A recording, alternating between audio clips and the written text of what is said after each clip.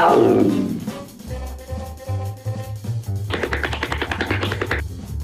is not amused, you ducks.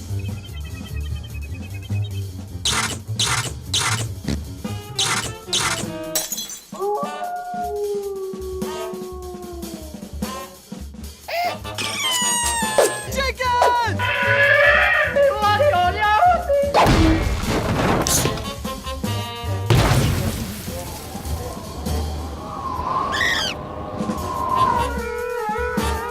Hey!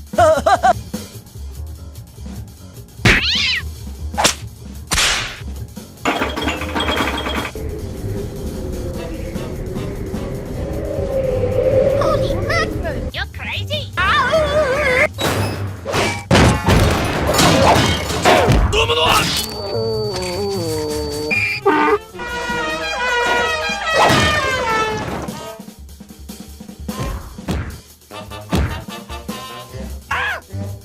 My parents took him down because I am grounded.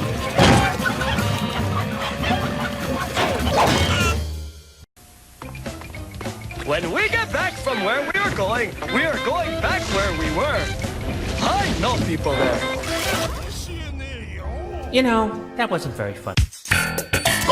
Stop it.